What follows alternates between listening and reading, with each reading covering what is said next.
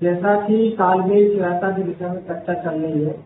तो समस्या क्या रहती है कि सरकार भी इसको ध्यान दे रही है कि भाई फसलों का वृद्धिकरण, और वृद्धिकरण में जो महंगी फसलें हैं जिनसे किसान को आय अधिक मिल सकती है,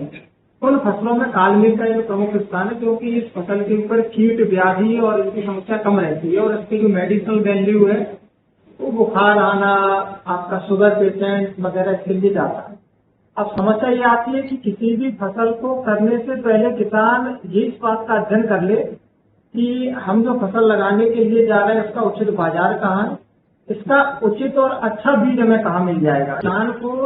ज्यादातर जानकारी हर क्षेत्र में, मैं कह रहा हूँ कि रतलाम जिले के हर ब्लॉक में कालमेघ लग रहा है, और कालमेघ के साथ स्थिति ये है कि बाजार में जो बेचने वाले लोग हैं उनसे किसान निकट संपर्क में रहता है।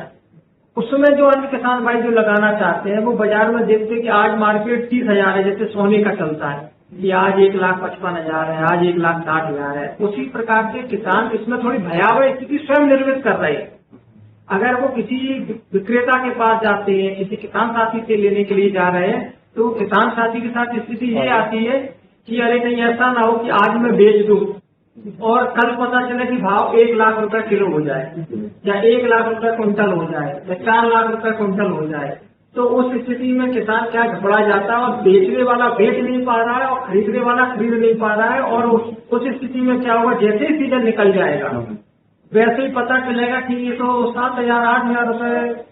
क्विंटल ही बहुत था, मैं तो ऐसे ही भाग रहे हैं। तो ऐसे किसान घबराए ना, मार्केट पर उचित संस्थान है वहाँ से बीज प्राप्त करें, वहाँ से बहुत सस्ता बीज मिल रहा है, कोई हड़बड़ाने की आवश्यकता नहीं। और उसमें ये नहीं देखते किसान साथी कि इसका अंकुरण प्रतिशत क्या है। वही कालमेघ के साथ स्थिति है कि कालमेघ का जो बीज है हम किसी से भी खरीदे उससे पहले हम ये देख लें कि इसका अंकुरण प्रतिशत क्या है। और 1 हेक्टेयर जमीन में अगर हम कालमेघ लगाने के लिए जा रहे हैं तो अनुमानतः 500 से 600 ग्राम बीज लगता है 1 हेक्टेयर में। जो वैज्ञानिक विधि है उसमें ज्यादा से ज्यादा 30 से 35,000 रुपए खर्चा आता है, जबकि किसान शुद्ध मुनाफा पत्तियों के द्वारा ही